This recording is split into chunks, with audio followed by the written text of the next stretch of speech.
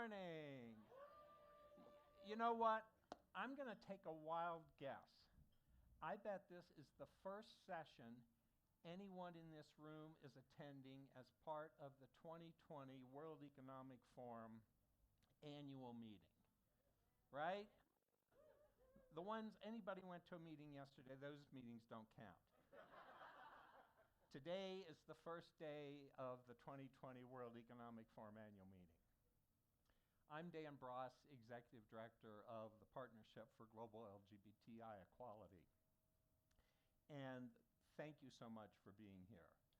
The partnership is thrilled to have the opportunity to host this session this morning as part of the forum's new affiliated program. This is the first year the forum has an affiliated program, and thanks to the sponsorship of EY, the partnership proposed this session, it was accepted, and here we are. So on behalf of our 15 founding member companies, our civil society organization members, and our partner, UN Human Rights, thank you for joining us this morning for this important discussion.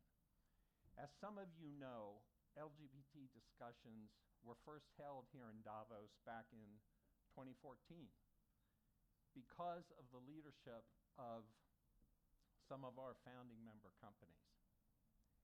The next year, 2015, LGBT discussions found their way into the public program of the World Economic Forum. And I want to call out, I don't see her, but I know she's here. There she is. Barrett Glexner from the World Economic Forum. Barrett, raise your hand. Were it not for the leadership of Barrett and some of her colleagues within the forum, we would not be here today.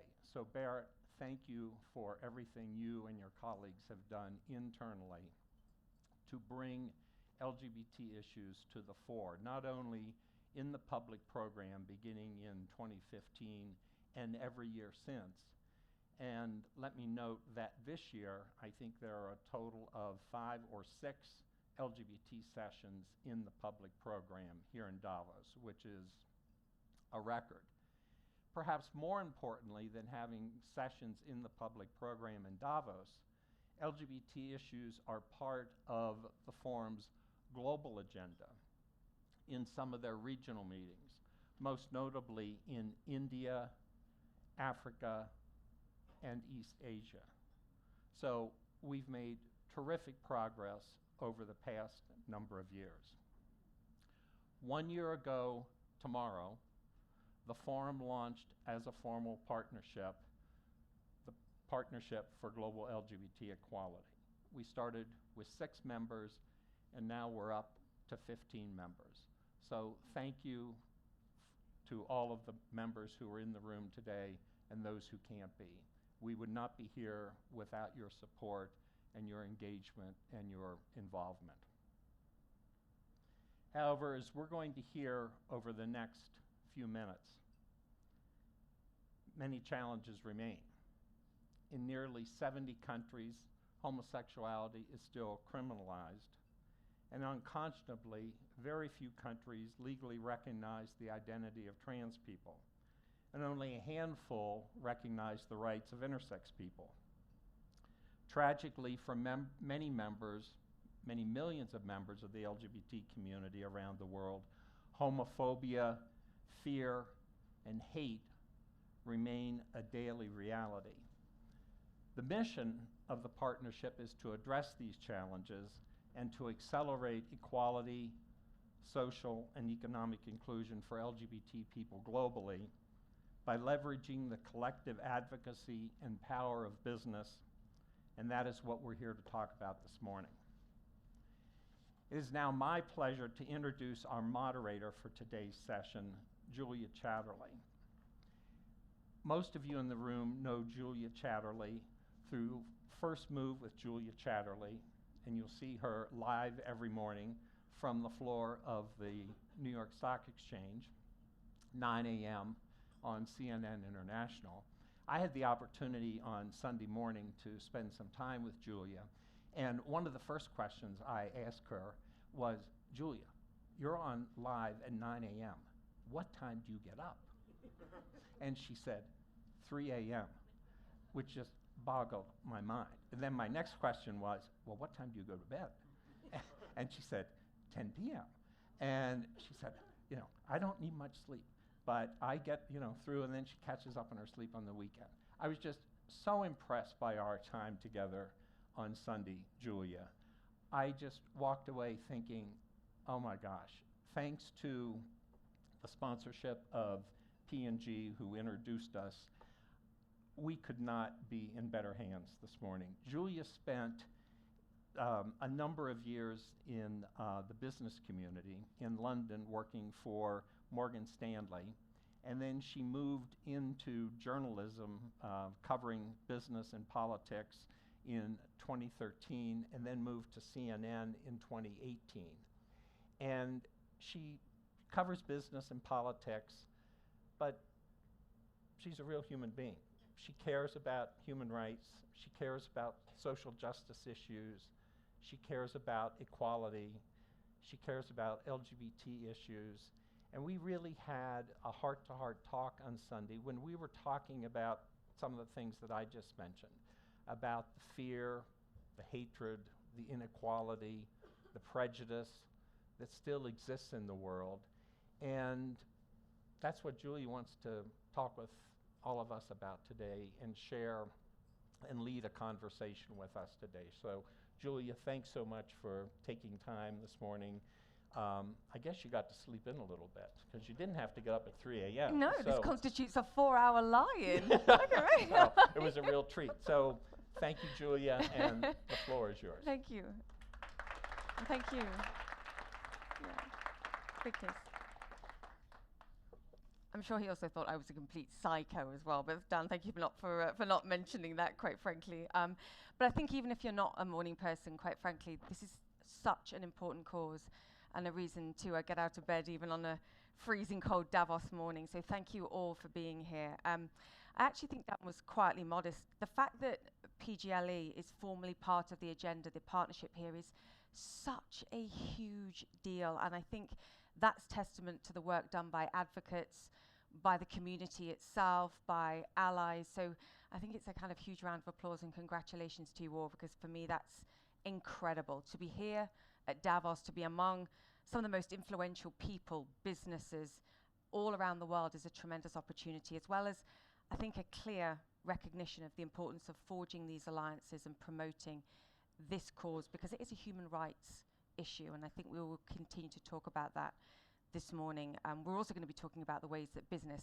can lead by example here, driving societal change, demonstrating the value, and this is so key, of inclusion, diversity, allyship. Businesses can cross borders in ways that governments simply can't, or indeed won't.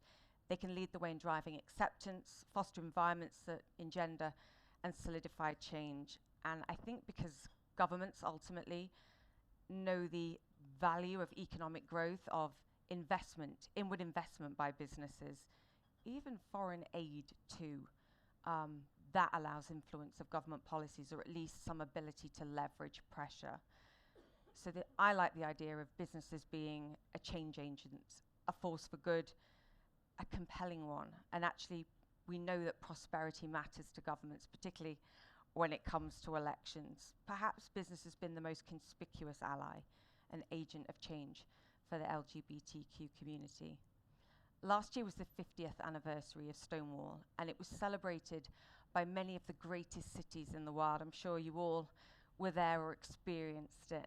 Many companies, I think, were quick to show their support and their allegiance. We saw an explosion of rainbow colors, some very positive, some perhaps suspect.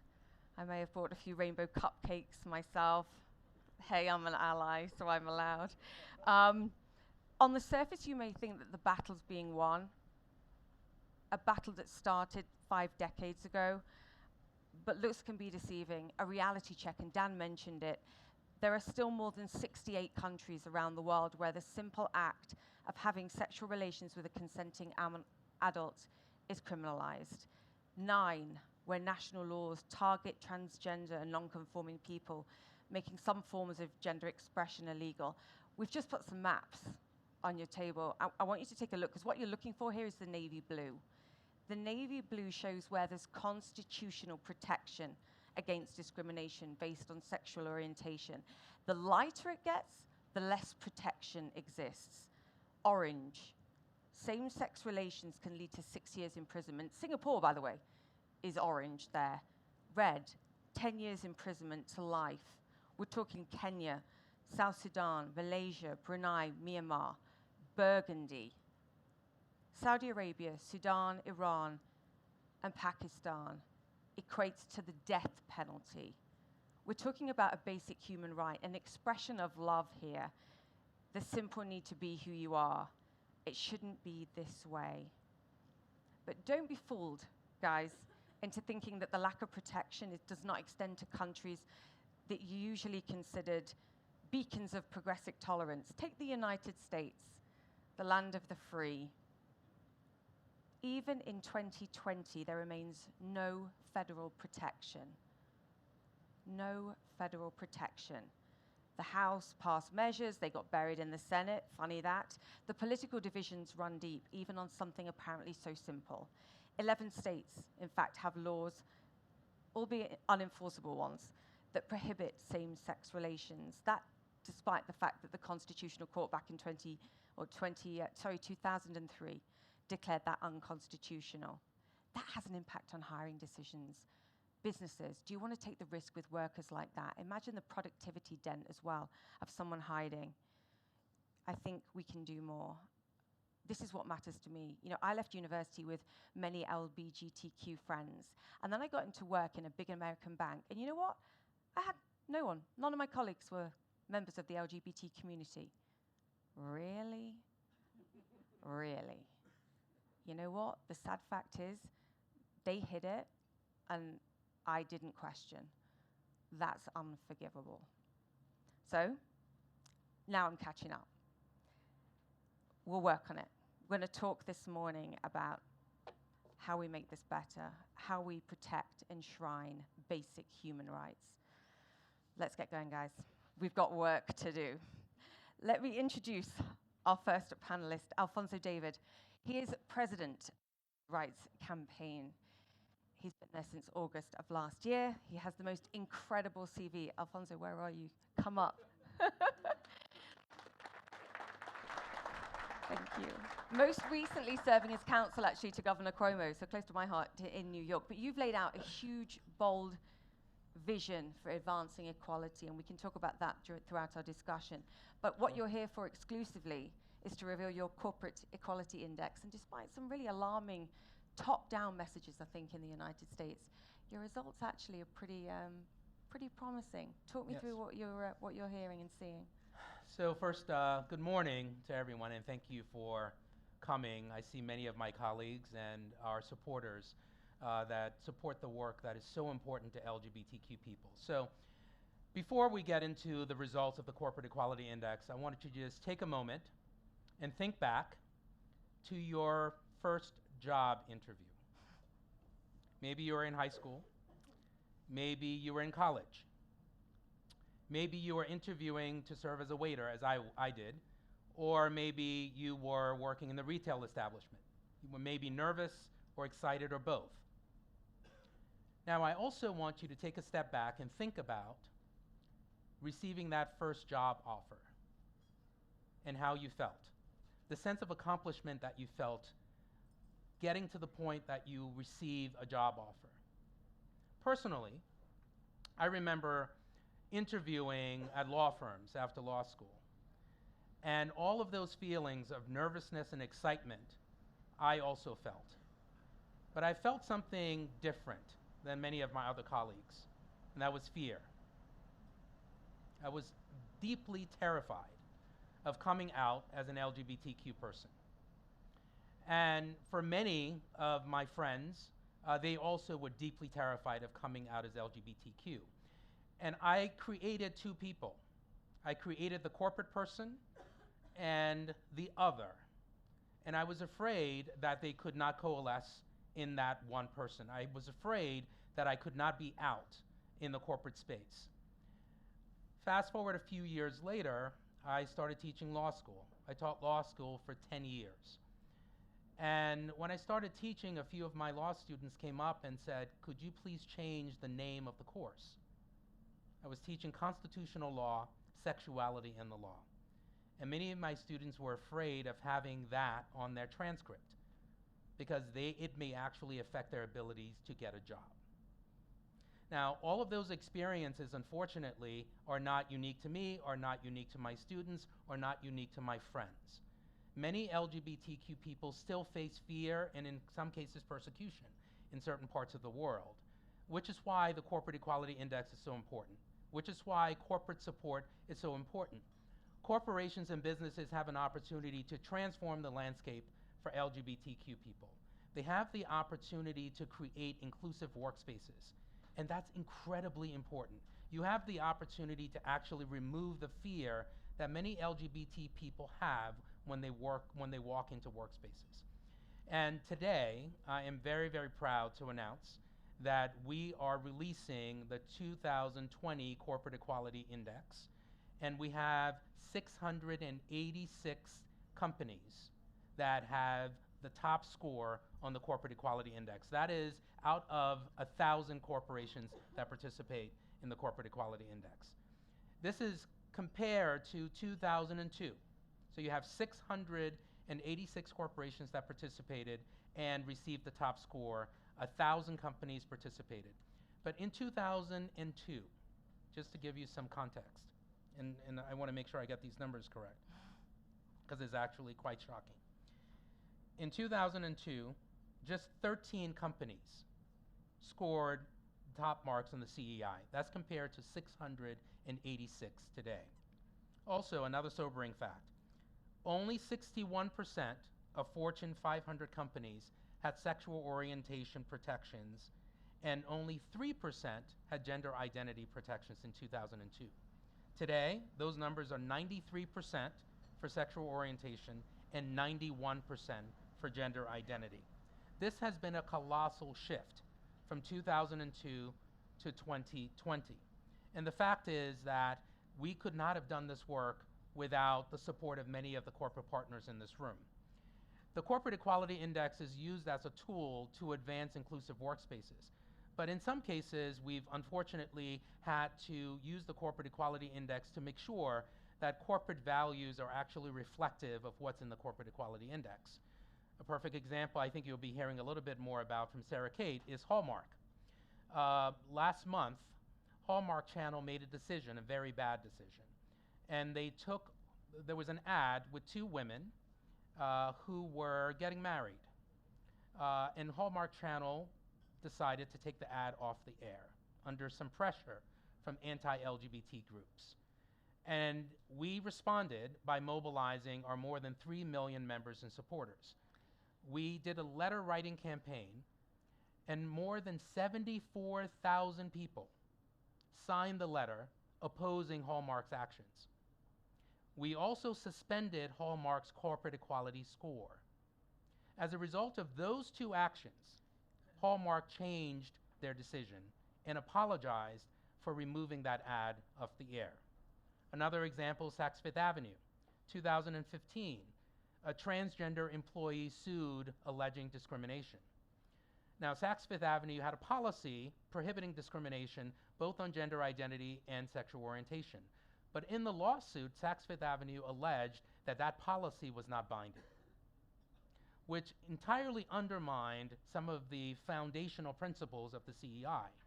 So in that case, we also suspended the Corporate Equality Index for the Saks Fifth Avenue, and within 3 days, they reversed their decision and decided to hold themselves accountable to the policy that we evaluated them on.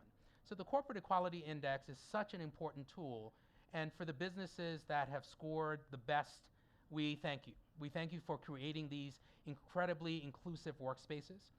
For corporations that have not scored high, we will work with you to make sure you increase your score, because ultimately we want to create workspaces that are inclusive.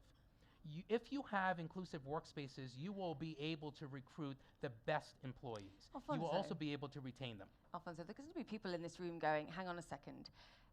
What happens when you get to 100? Because a lot of people work in great places, but there's still a lot of discrimination. People still, and the statistics prove it, they see problems, they see bias. It doesn't even have to be about LGBTQ. It can be about other things as well.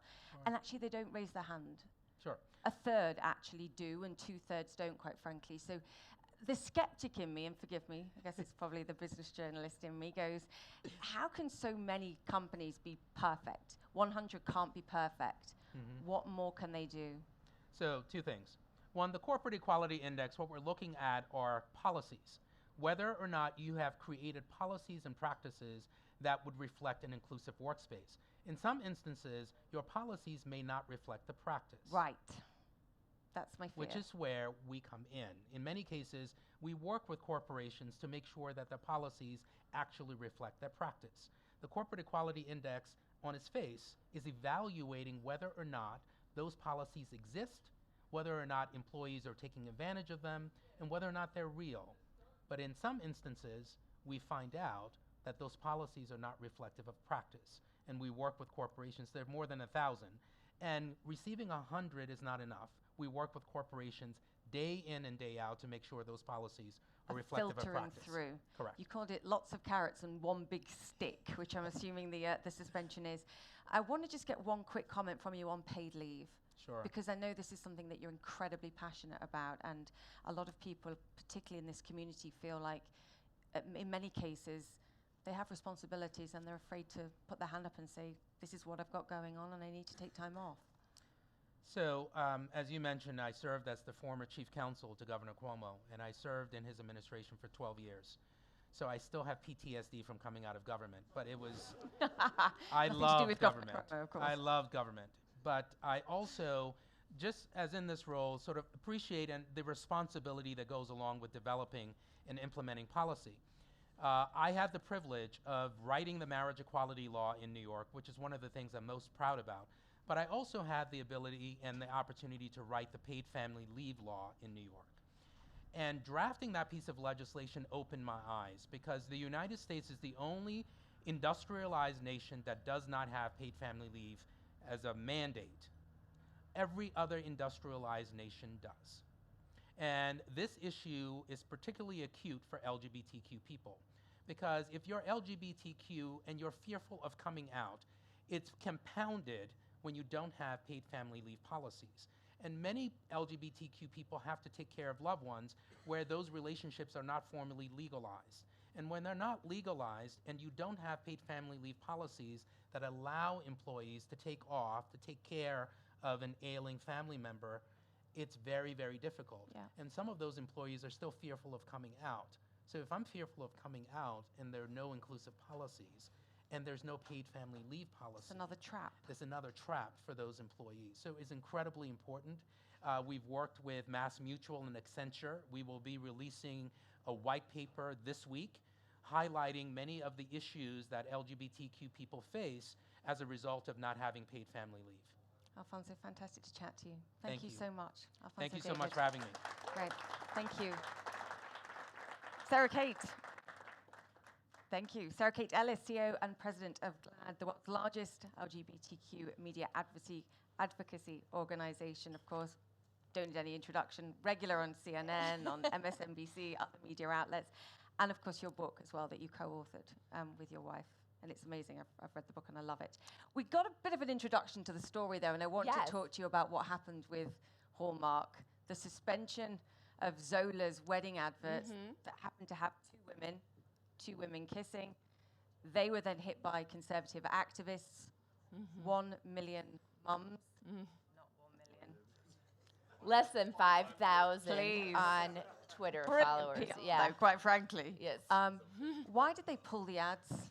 Well, I think number one, thank you Panic. for having me. Good morning, Yes.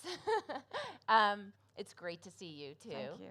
And we've dealt with 1 million moms before. The difference was Hallmark didn't call us.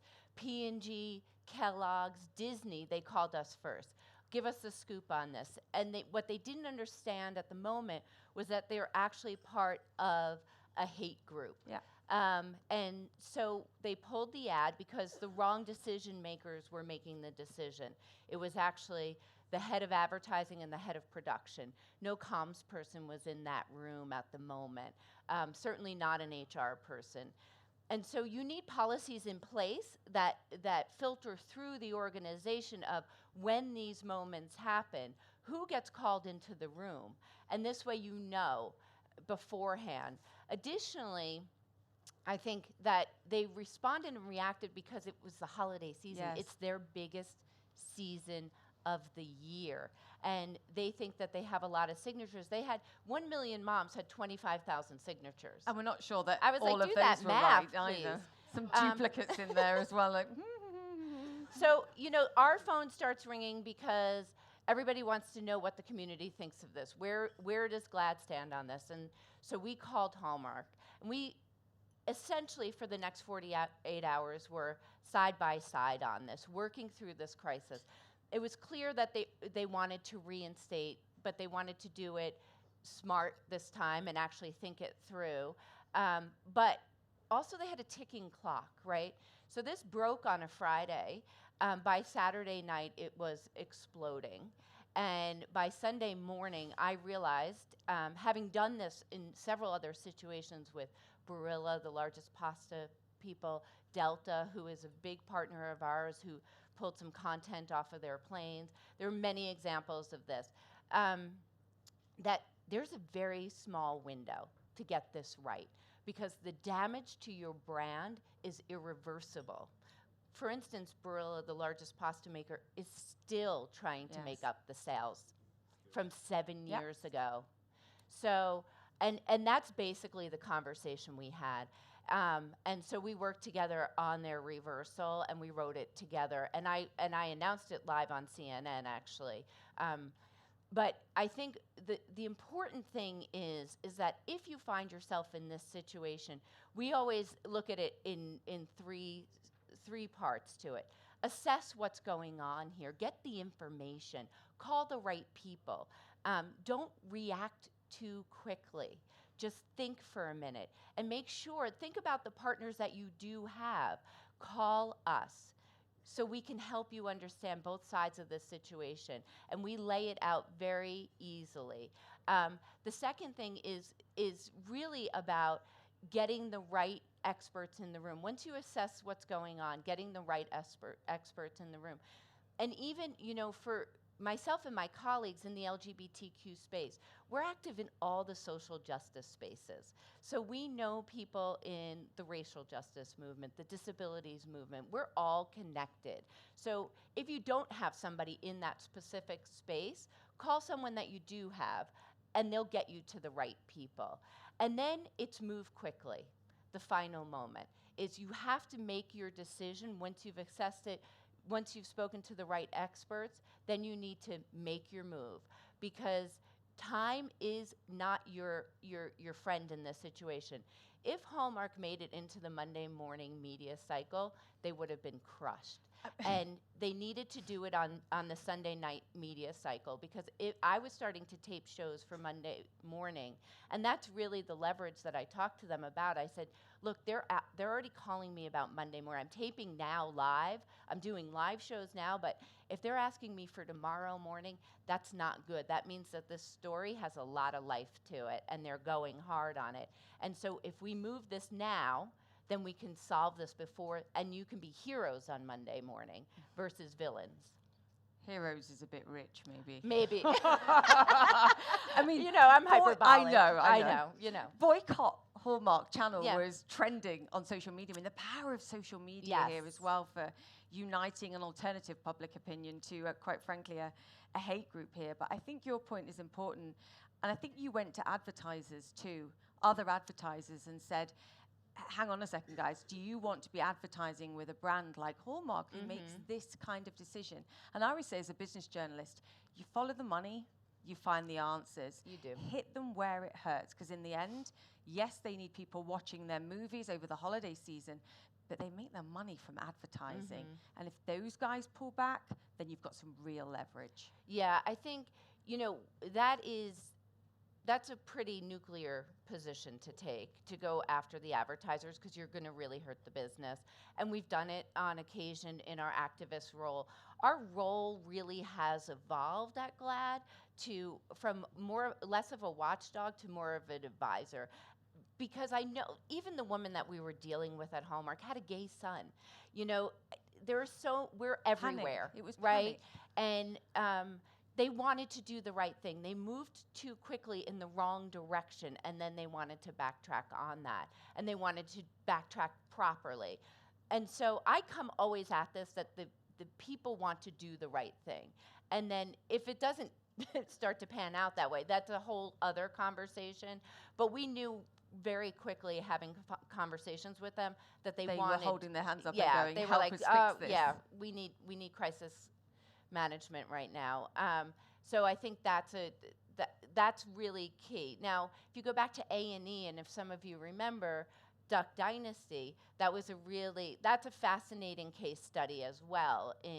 That was over the holidays too. A lot of this happens over the holidays. It's magnificent. Tell my wife and 2 kids how much they love that. But that was one of the things with Hallmark, actually, was that I was at home. I was with my wife and my 2 kids. I was seeing the story break. My kids were seeing these 2 women that looked just like their moms. Oh. And so for me, it immediately became very personal, trying to explain to my children why they were pulling an ad that looked like their family off the air. It's kind of heartbreaking. The great news is I sit in this seat, so I get to actually do something about it. But I think it's really important that when those moments happen, you have to move quickly. But I think you've made some great points. One, that they knew what the right thing was to do here, and that's important. The sense of actually it not just being about profits and the potential impact and the financial impact for years to come, quite frankly, but it's also doing the right thing. I'm going to put you on the spot very quickly, Alfonso. Do they have a score of 100, by the way? Hallmark Channel did have a score of 100. Ah. Suspended the score. Yes. And Beck actually was in conversations along with Sarah Kate over the weekend. And because we suspended the score, because of all of the pressure, they changed their position. Yeah, so we are. We are still working with them, though, because they don't have the right process and channels in place. So we are still working with them collaboratively to make sure that it doesn't happen again. I mean, it's not going to happen again, because when you get stung that hard publicly, you've got to be really not smart for it to happen again. But you do want to make sure that they have it in line and the right processes in place. Are we learning each time? Because as painful as these experiences are, and for you in particular, as you said, this was like your family. Yeah. This could have been you and your partner. Are we learning? Are businesses learning? Absolutely. Yeah. I think they are learning. That was, I think, also the really big surprise, and I think that's why social media went wild, was people, and we are, just a little commercial, we have a luncheon on Thursday that we're hosting, and we're going to be releasing fascinating data on research on advertisements, and with LGBTQ people in them, which is right on point for this. So it's acting in the public sphere for companies, and it's all really positive news. The public doesn't mind, and they appreciate it, actually. Non-LGBTQ people appreciate LGBTQ people in ads. They want to see more of them, and it has a really positive effect on your brand. This is studies in the United States, and we did this with Procter & Gamble, the largest advertiser in the world.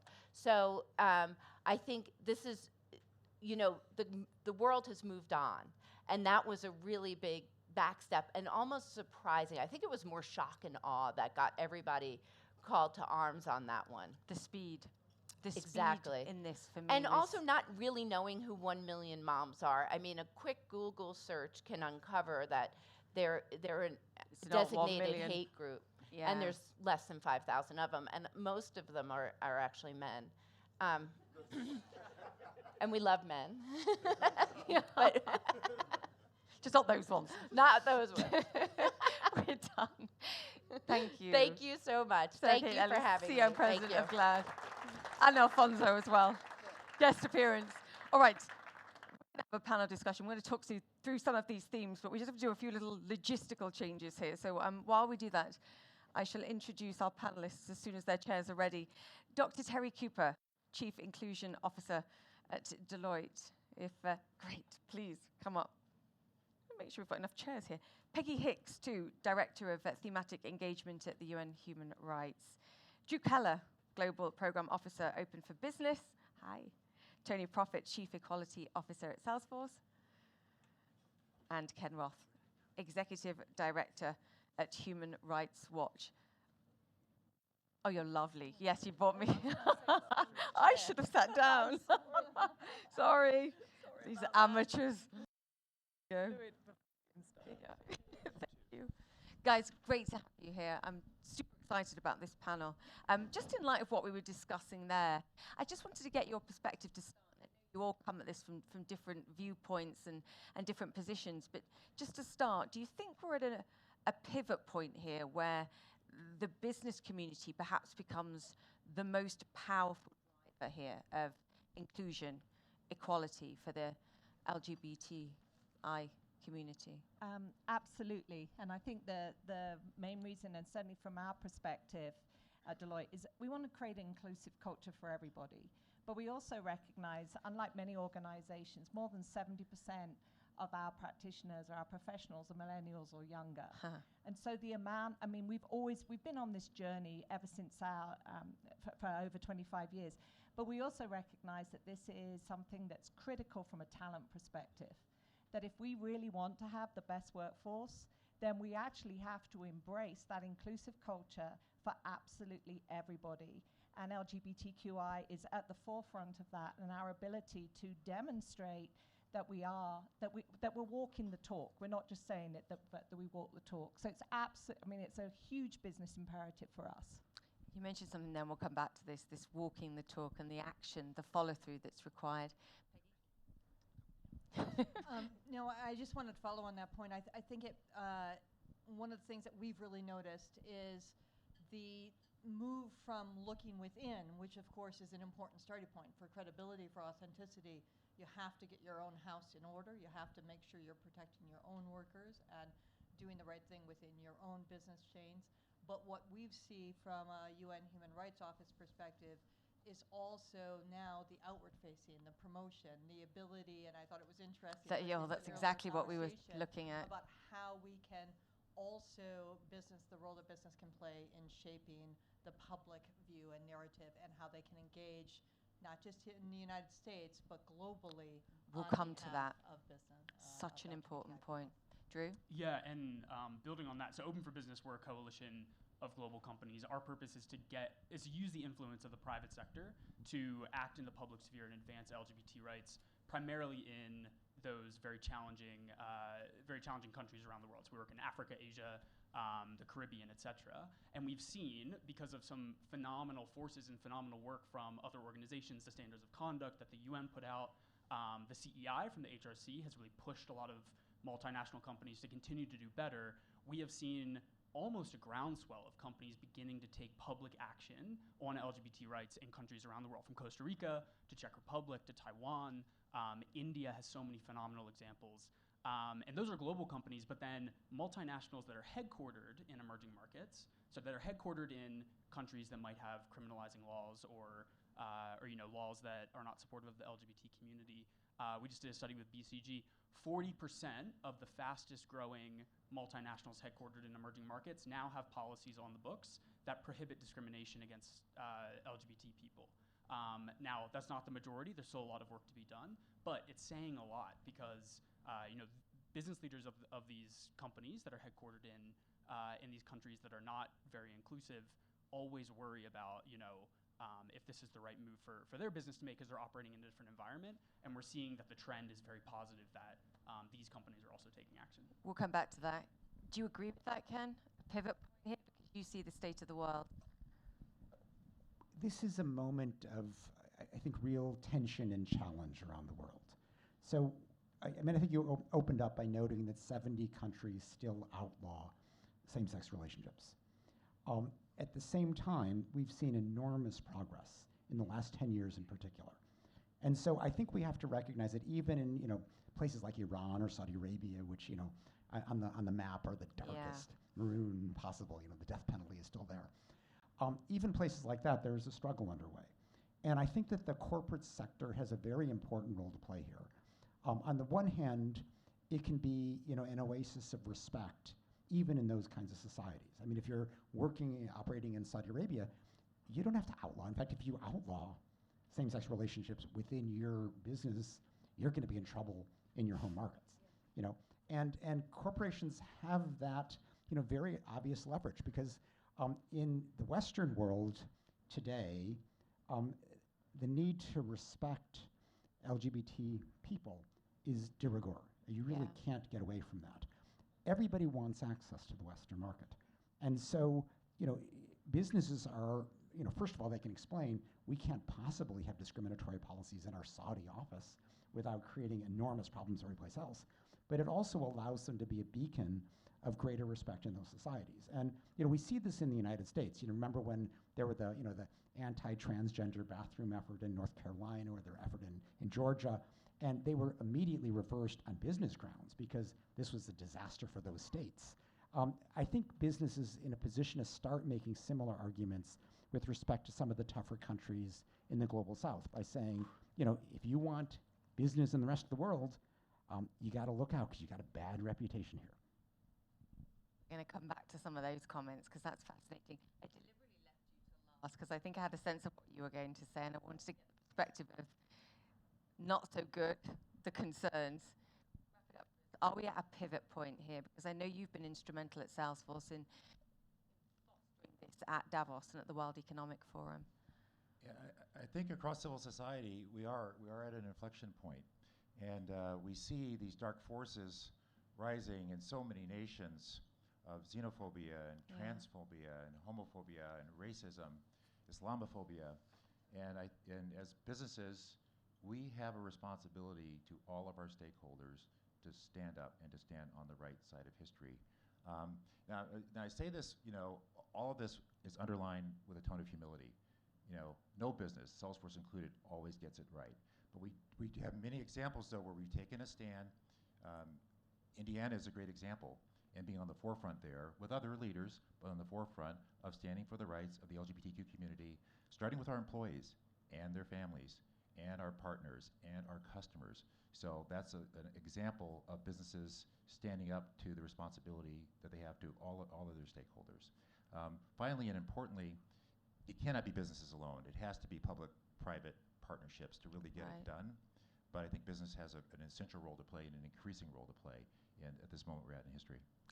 Drew, how easy is it really for a business to say, hey, I'm going to invest in your country. You may have discriminatory laws, and we can pick one of many of those countries on that map, quite frankly, that aren't navy blue or some degree of blue. How easy is it really? Because to your point, businesses care about profits. Businesses want to be allowed to access fast-growing markets. There's also an argument that you have to abide by the rules of the country when you're a guest there. There's two sides to that argument. Drew, yeah. Yeah, so it's a complicated question for sure. We look at it in a few different ways. So, whenever it comes to these countries, around the world that have these very discriminatory laws, Brunei was a massive example in 2019. And our coalition partners come and sort of ask what they should be doing. We never recommend a full-out boycott. And we never recommend that for two reasons. So the first is, in many countries around the world, there is this view that LGBT rights are imposed from Western organizations, American organizations, European organizations, et cetera. And so for the local LGBT community, if there was an American organization that was sort of loudly saying, we're not going to invest in your country because of this law, a lot of the times the blowback goes to the local LGBT people on the ground. So folks in that country say, this is your fault. that we're not getting, this business investment, that we're not getting this money because, the Westerners brought in their idea of the gays and you're one of them. So we always advocate from a stance of engagement where it's possible. So we like to work with, companies that have operations in a lot of these countries and help them figure out ways to use the influence and the leverage that they have from having built their business in these places to begin moving the conversation in a more constructive and sustainable way in the long term, rather than creating sort of that flashpoint where they're sort of loudly saying, we're not doing business with you because of your discriminatory laws, which could have a blowback on the local community. One point I wanted to make is, if you look at a map like the one that was circulated, there's a tendency to view each country as monolithic. No. So, Russia, that's horrible because, Putin. And I think what we have to recognize is that, homophobia plays out in very different ways, but that almost in every country, there are people who are pro and con. And so, even in Russia, you may remember a few years ago in Chechnya, where Ramzan Kadyrov, the president of Chechnya, was, picking up and disappearing young gay men. And, even for Putin, homophobe Putin, that was stepped over the line. And there were pictures of him bringing in Kadyrov and dressing him down. And that violence stopped, or at least really reduced. But, my pushback there would be for a business, do you take that risk? Do you hire members of the LGBT community, even if the rules aren't enforced? You've got people that are still afraid of coming out. They're going to hide who they are. You've got businesses perhaps that are reticent to hire members of the community. How do you tackle that? Take a place like Brazil, where Bolsonaro is, pushing a homophobic agenda. But, everybody sees what he's doing. He's using homophobia to kind of rally the far right. And there are many businesses that are actually very openly, publicly pro-LGBT rights. Or a place like Uganda, which is notorious because, every time Museveni is in trouble, he brings out the homophobia. But in fact, there's a whole opposition movement that recognizes this game playing and is, inclined to recognize LGBT rights really as part of a broader defense of civil society and political freedoms. So I just, yes, there's a risk for business, but it's wrong to look only at the government that is misusing, attacks on LGBT people. And there's a whole society out there often that has a very different perspective. Yes, the UN stance, Peggy. No. Just to follow up on Ken's point, and a bit from the UN perspective, but more globally, it's, I think, two things. One is, on these issues, you really have to listen. So there are, as Drew has said, people on the ground who have a sense of what will be helpful and what will not be. And yes, you don't go in, ham-fisted and decide that you know what's best. So engaging with local activists and figuring out how you can best help is really important. But secondly, I think there's often a tendency for business to think it's either all in or all out. You either have to be shouting from the rooftops and, saying we're going to boycott, or there's nothing left for you to do. And it's really not the case. There's a broad toolbox of ways that businesses can be supportive. And maybe it's not, directly engaging on the particular law, but it's finding ways to work on the broader context of the freedom of association in the country that will then ultimately benefit LGBTI communities as well. So looking at the picture more holistically and looking at all the options that you have, and working also with other companies, working across companies gives a safety net and can also amplify the voice. Strength in numbers. Look at that, exactly. Terry? I couldn't agree more. I think from the perspective, it's around actually treading carefully. It's around thinking about, from our perspective, it's really around how do we protect our professionals in the most appropriate fashion. And ultimately working with individuals like Peggy, we spend a lot of time working with Beck and Alfonso around the Human Rights Campaign, and obviously now with Dan, to think about how do we actually address this? What's the most opportune way to move forward to ensure that we are creating that inclusive environment, but we're also being really protective towards all of our professionals? Standards. You need standards, surely, and then you put those into practice. I mean, for us, the most critical thing right now is across the globe is creating that inclusive environment. What does that mean? So though? that means for us that every individual truly can be their authentic self. And so we're constantly striving to ensure, because, I mean, I think Alfonso mentioned it earlier. We recently did a bias barrier study, and if you look at the number of individuals that still feel as though they have to cover in the work environment, and at least 56% of all of the LGBTQI feel that they are either covering or ultimately that there is sort of microaggressions that they're facing on a daily basis. If you then look at that around how does that affect your ability to be productive on a daily basis, that effectively means like 90% of those individuals are constantly stressed or worried in the work environment, so they can't perform. It leads to a whole series of mental issues, and ultimately leads to them actually perhaps leaving that workforce, which is really sad. So for us, it's really around from the point of view that we have to create that culture where there's people will actually be allies, and it's not easy. You mentioned that earlier. I know, it was You your know, statistics yeah. as well. And it's really scary. I mean, we did the same study. 95% of individuals said, I'm an ally. When you actually really question to say, when do you speak up, less than a third would actually speak up in the 29%. moment. So, Yes. so that's really, it's constantly working on that to create that environment. I'm going to come back to that because I want to ask if you're still an ally if you keep quiet. Like, what is the definition of an ally? But we'll come back to that because I know Tony wants to say something. So in creating an inclusive environment, you know, you talk many examples. I'll give you just some concrete examples. Not that we've got it perfect, but here's some of the things that are happening at Salesforce. For example, parental leave, you know, regardless of your gender identity. Right.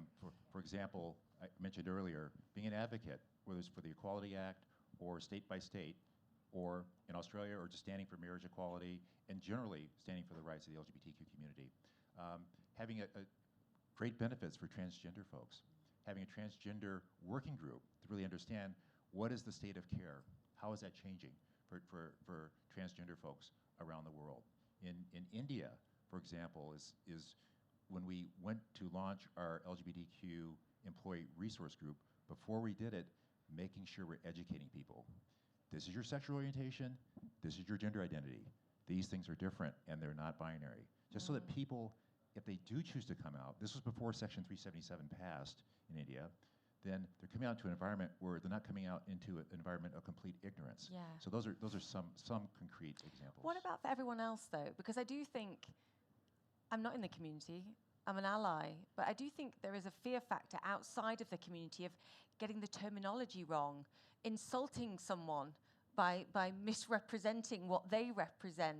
It's not just about educating the community itself, it's everybody else too, so that everybody's comfortable with the right terminology. I'm not going to be offended if you say this. It's okay, we're all learning together.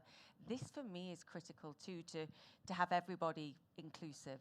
Just a quick punctuation on that. Yes. Yeah, so it's very big emphasis on inclusive language, and it extends to all identities. Right. So in the US, someone would say, do I call you African American? Do I call you black? What do I say? And then they're scared to say anything because they're not really sure it's okay to call me black. Okay, but they don't know that, so it extends to many identities. No, I've had friends who, I'm not African American. No, I'm not American either. Yeah, exactly. Can't call you African American then, so what do I call you now? It's like, it's okay. You can say, you understand But it's important, difficult. Yeah, it's important to have those conversations there. And we're indebted to Human Rights Campaign because literally last week they came in to support me to run a session with our most senior leaders in Deloitte to ensure that everybody understood the language, because we assume positive intent all the time. But unless you've actually had that ability, that training, and Beck and Jason did the most awesome job, and Lara's here as part of our executive committee, who was part of that. And it was like a breakthrough, but it's around what you were saying, Tony, it's around everybody understanding the difference between sexual orientation and gender and all of the terminology and language, and feeling comfortable. It's okay to make a mistake. at least you're trying and you're engaging. And for me as well in business, a lot of the managers, the senior managers, are of a different generation. And they are less comfortable, actually, and I don't want to generalize, but I will, talking about these things. So it's about education right the way up to the top in the executive level in order to foster the language use and the comfort down. Drew, would you agree with that? Yes, I would agree. I would say that we need to be very mindful of extending that education outside of the United States, though, especially in Okay. more in very challenging countries. There Right. are there's actually a lot of demand and need for companies to really understand what they're grappling with and what the issues are. And there are civil society organizations that exist on the ground that are leading the fight and that know the landscape very well, and they can provide these trainings. I mean, we're doing a lot of work in Kenya around decriminalization and a lot of other issues right now, and we're working with a few multinational companies to organize sensitivity trainings of what LGBT actually means, what the issues that the community is actually facing with local activist groups, just to foster that understanding. So it's extremely important to have that training from the very, very top level, because there has to be that directive, but it also has to happen in those countries that are sometimes overlooked and are really challenging to. Ken, talk to me about the work that you're doing for the Tokyo Olympics, because I know you're active ahead of that. Yeah, let me just make one quick point on this Please. as well, because again, countries are not monolithic, and so in almost every country there are local activists. Unless there just is no civil society because it's so repressive, almost every place you've got local LGBT activists, and so the key is let them speak. Companies can be little oases of freedom where they can come in, they can meet there. If you're committed to this, they can educate. So this is not a Western imposition. It's not like the West created LGBT people. They're every place. And so it's just, at Human Rights Watch, we try to put forward the local activists. We in the Middle East, we did a recent video where we just let people speak, from the region. And that's incredibly powerful to show that this is a completely indigenous demand. This is not an external imposition. So you're saying if businesses want to show actually that they're open to this in other countries, you've got a talent pool there that you can at least talk to and draw from You've got it potentially. among your employees. And Yes. certainly outside the door. And there are people who are eager to step inside and help. Yeah. So it's just open your eyes to this. They'll be there. Japan. As you all know, this is the year of the Tokyo Olympics, and the International Olympic Committee standards require non-discrimination in various ways, including with respect to LGBT people. Japan is horrible on this. Now, the irony is that Japan in the UN, they vote with us. So when it comes to various efforts to oppose violence or discrimination against LGBT people, they're fine. When it comes to applying these principles at home, they're terrible. And so Tokyo already gets it. They're the technical home of the Olympics, so they have finally enacted anti-discrimination legislation, but that's just Tokyo. And even though these are called the Tokyo Olympics, in fact, many of the events take place outside of Tokyo, where it's easy to imagine participants getting zero protection, being subject to discrimination. So, one is we're trying to use the Olympics as an opportunity to press Japan to wake up to the modern world. For some reason, they're listed there as kind of, in the map, they're lightish blue, which I think is sort of, no, people are not getting, killed, but this is not a friendly place. Yeah. So, one is they should have anti-discrimination legislation. The other thing that we're working on, and I find this actually appalling, is that Japan, if you want to have legal recognition of a transgender identity, you have to get sterilized. And this is out of the Middle Ages. But, they say, we can't have too much fluidity and we gotta, raise the bar. God knows what the rationale is. But, here is, a real opportunity. It's an outrageous requirement. It's, completely out of step with democratic countries around the world. And this is something that we should be able to change this year, given the intense spotlight shown by the Olympics. Tony, do you want to say something? Or Peggy, you wanted to come in there as well? I just We'll wanted come to back. add in about how you engage at the local level.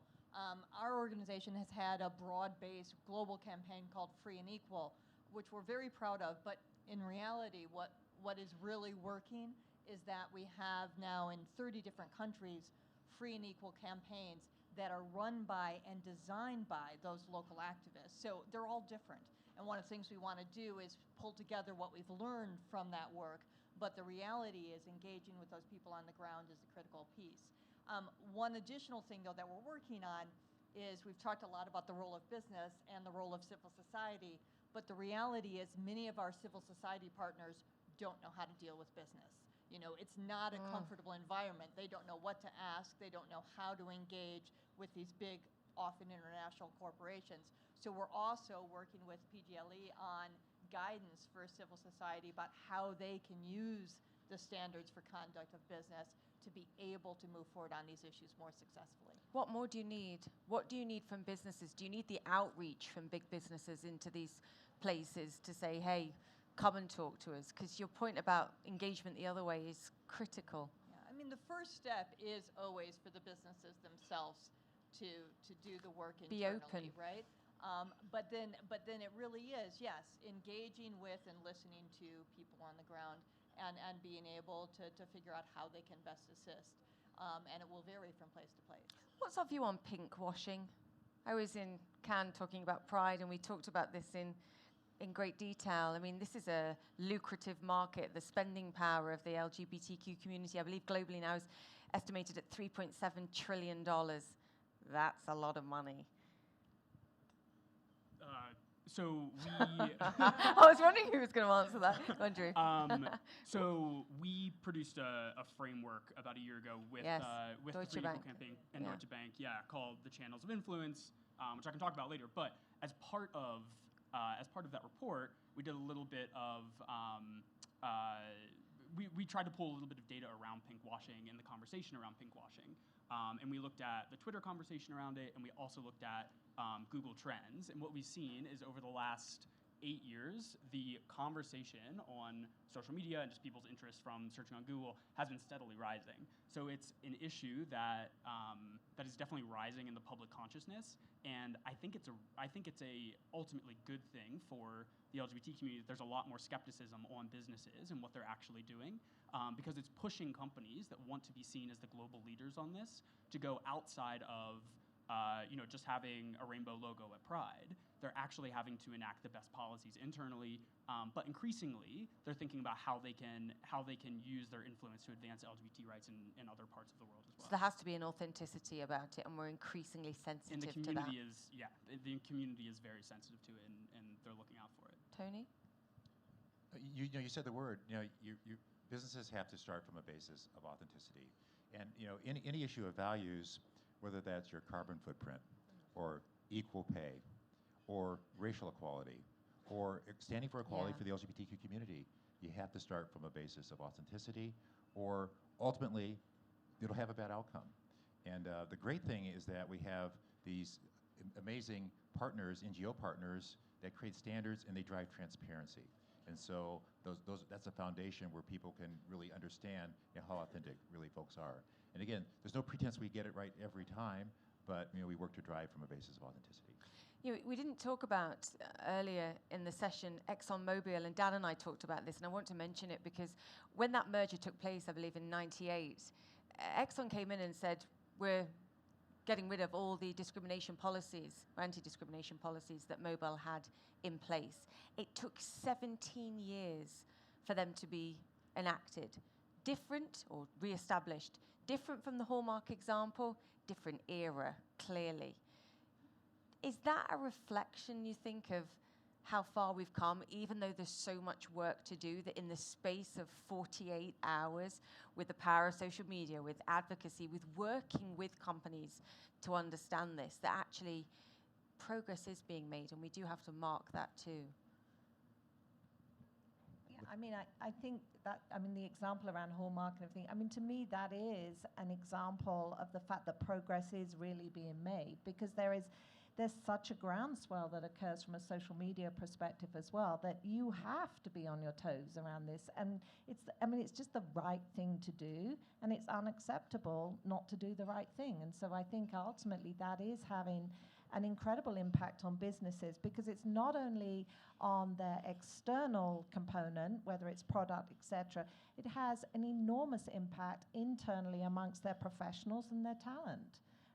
And so there's that, you have to address both of those. And to me, that I think is what's so exciting, is that there is that groundswell now. I know for us, we have really gone from perhaps being a little bit on the back foot to now on the front foot around everything as related to this particular issue, around any communication that we have, the way in which we interact with our clients, the decisions around the nature of the type of work that we're doing.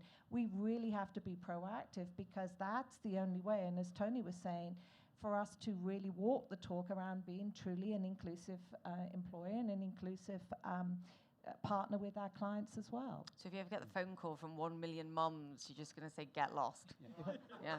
Phone down. Yeah, I just wanted to introduce a bit of reality here, because, I mean, we are here, we tend to be thinking here in a Western environment where, just as a marketing perspective, I mean, if you're seen as anti-LGBT, that's a huge marketing problem. Yes. That is not true in many places in the world. It's true in a lot of places. But we have to recognize that, I mean, if you just think about, how Trump uses, immigrants to kind of rally support. There's an other out there, and, those immigrants are the problem. There are autocrats in many countries where the other is the gay. And that is, for a certain segment of that society, that's an effective argument. And so, it's always an argument, these are people who are violating our traditional culture. These are anti-family, these are anti-tradition. And so I just want to sort of put that out there, because that still is a powerful force. There is a way to counteract it. How? Much as in the West, what really turned it is when people began to understand that, in fact, their son or daughter or their neighbor or, people they know and like and respect actually have a different sexual orientation or gender identity. And so the key is really to humanize the issue. And if they can portray it as just some Western imposition, then you just use nationalism and homophobia wins. But if you can show that this is indigenous to every single society, that you probably know people with different gender identities or sexual orientation, suddenly people begin to reconsider. And when you also show how the autocrats are using this homophobia really just to build support for policies that tend to be very self-serving, not serving the people of the country. There are ways to counteract this, but it takes a very concerted effort, and we shouldn't think, oh, it's a very positive environment, you just do the right thing and you get rewarded. No, there's a fight out there, and I think it's important to engage in that fight. I think the more inclusive the environment, though, the more people will come forward and be honest about who they are. And then there's more acceptance from people around them, because they do know that their friends and relatives are part of the community too. So it's a step process. It can be a virtuous circle. Yes. But there are people on the other side who are deliberately using homophobia for their own political purposes, and using arguments of tradition and family and the like, custom, religion, that resonate with people. And so we do have to think very consciously, what's the other side doing, and what's the most effective way of pushing back against that? There are clearly ways to do it, but I just want to highlight that, because we shouldn't be complacent and think the world is like the West. It isn't. And so we, some of the things we did or have done over the last, 50 years in the West, particularly the last 10 years very successfully, we need to pursue this in some of the more hostile environments. I agree. I know you can all comment on that, but I want to throw it open to the audience as well, so you can weave in your answer beyond there if you want to from audience questions. Does anybody have a question, please? And just say who the question's to. Oh, thank you. That's probably my job. Thank you. Thank you, My John. name is Gina Rosera. My question, I guess from the transgender context and global context, I'm a person born and raised in the Philippines, right? I mean, even looking at this map, right, where most of the time we talk about, the criminalization, 70 countries, but I think what we tend to forget is transgender people are not even allowed to exist. There's no legal recognition for trans people all over the world. There's about 10 to 12 countries that allow trans people to be recognized and change your name and gender marker in your legal documents, right? For example, for a multinational global company, how does that apply, for example, in the Philippines, a country #1 dominant for outsourcing companies and multinational companies, right? A trans woman in the Philippines that doesn't have legal gender recognition on your paperwork, on your document, But then a country that's operating in the United States, how does that apply to that trans woman working in that environment? Is she going to be recognized as the woman that she is? But because that country doesn't have legal recognition, how does that work? Certainly, these are the concerns of my friends in the Philippines as well. Who'd like to answer that? Drew, do you want to tackle it? Yeah. Yeah. I can't answer from the company point of view. But I think there are only so many things that the companies can do internally to change what's happening, right? So a company can have inclusive policies for transgender people. They can allow people to self-identify their gender and make sure that benefits and all of that are inclusive. But to your point, that doesn't change the reality outside of the workplace. And so you can make the argument that that is helpful for transgender people that are privileged enough to have jobs in those companies that have those policies. But what's happening externally, and I think that is a big case for companies to engage in that external conversation and really think about how do we change the entire ecosystem that we're working in, because there's always the business case that companies fall back on, that it's good to have an inclusive workplace because people can be themselves, et cetera, et cetera. Well, if a person can be themselves in the workplace, but then they leave the workplace and they're being well, they just can't be themselves at all, and there's laws against them and social norms, then companies aren't really going to see that that full benefit. And so there's definitely a role for them to play externally too.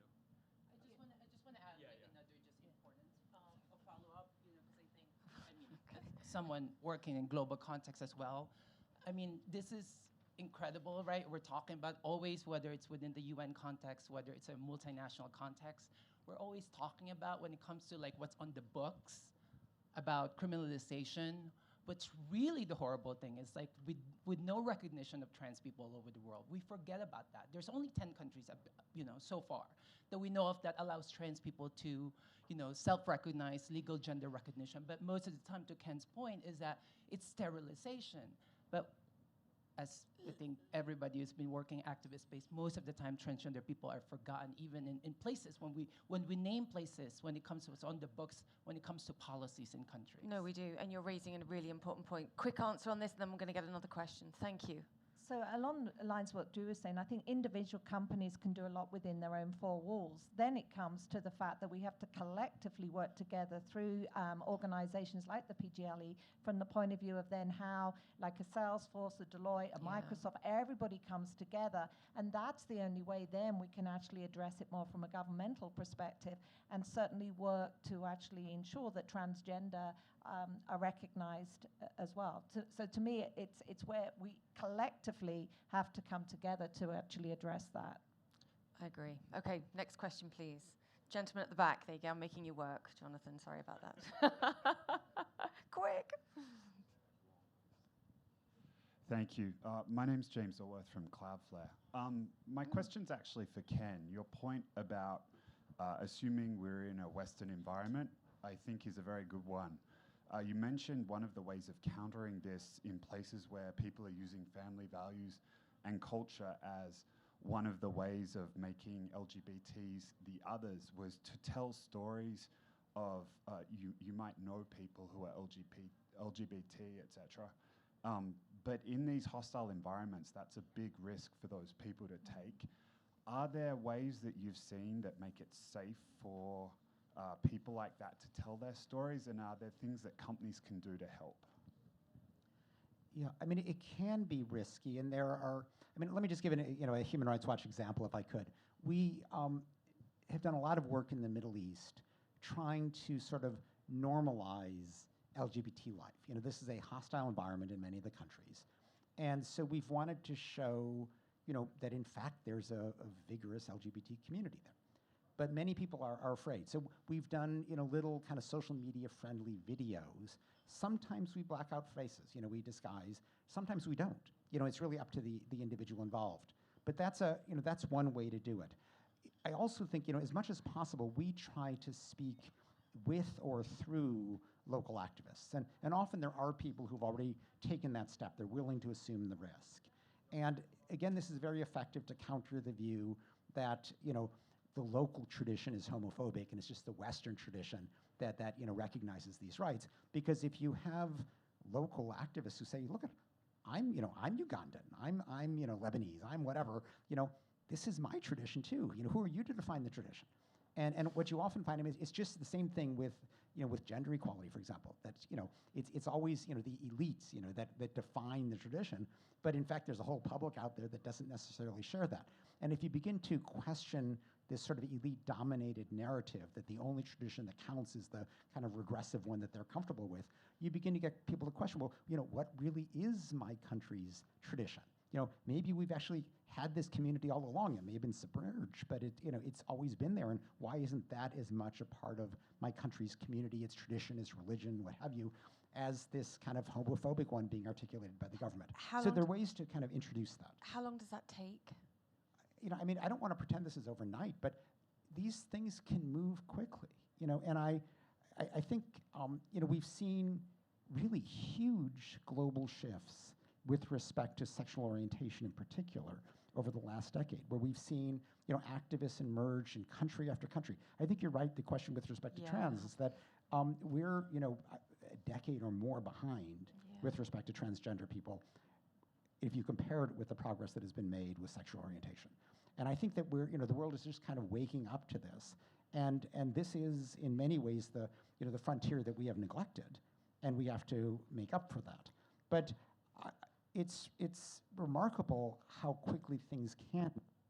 And indeed, I think the silver lining in this is in some of these countries where there really is pushback against us, it's because there suddenly is a vigorous activist community there. And if the issue was moribund, nobody would care. But because there really is a serious, active, effective pro-LGBT rights community, suddenly the retrogrades are coming in and trying to kind of hold the line, but they're losing. Aggressive resistance initially because something's moving so fast. It's a great point. Another just a another small question, footnote, if please. I could.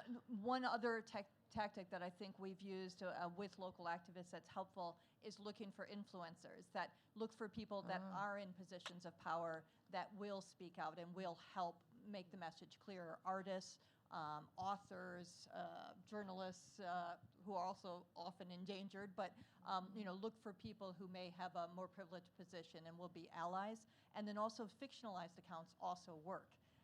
So telling a story that doesn't identify individuals but tells the reality they're living can be really effective. How do you keep this relevant?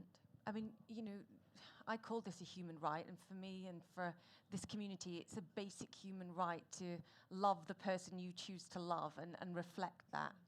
But for the UN, you're dealing with all sorts of definitions of human rights. How do you make sure that this is right up there? I mean, it's really been an evolution there too, and Ken and others may want to say something about how it's moved forward. But we started with a position where within the system I work with, the Human Rights Council, it was really difficult to even get an expert to work on these issues, and it was very difficult to get the special rapporteur that we now have on sexual orientation and gender identity. What we've seen, even within that small process, is over time, we thought we'd have a huge fight on renewing that mandate last year, and it passed by a much bigger margin than it had before. So basically, what we rely on the human rights side is really making inroads on issues like violence, like discrimination, where even people that come at it from a different perspective will sometimes say, well, yes, I guess that I can go along with. And it's taking those incremental steps has allowed for that base of support to build and to make it easier to isolate those who are really opposed to real action on these issues, I think. Tony, final word? Ken, maybe a very quick one. I'm being militant about time, so. We all have a role to play, and as businesses, I think we have a distinct and a growing responsibility to stand for the equal value of every human life. Yeah. I think the point, I just want to come back to the point about sexual orientation and gender identity. Both of these things that are really driving progress across both of those dimensions on every place in the world where as businesses, we have a platform. Good final word. Ken, final word. Yeah. Well, I mean, I just want to build on what Peggy said.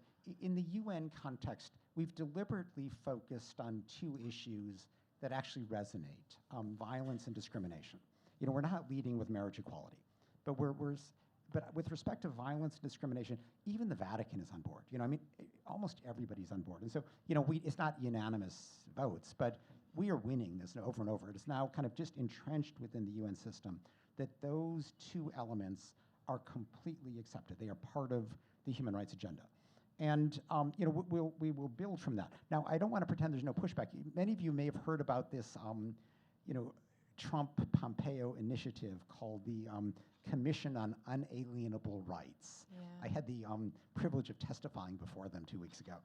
And what they're trying to do is to say, there are core rights like freedom of religion, and then there are these newfangled rights like LGBT rights, and we're going to kind of pick and choose among them. They're getting huge pushback against that. I mentioned that just because there is movement to retrench even in the progressive countries. Absolutely. But that said, in UN context, we have made enormous progress on certain core LGBT rights, and now the goal is to take the next steps forward. Let's hope we can. Guys, your panel, thank you. Brilliant. Thank you. Julia, thank you. Thank you so much for a brilliant job. Thank you. Thank you to the panelists. Thank you, Alfonso. Thank you, Sarah Kate. And most importantly, thank you all for coming. Have a wonderful week and onward to address the challenges and the opportunities and to make the world a better place for all of us. Yeah, we'll see you in the Congress Hall next year. Yeah, exactly. Next year. Thank you.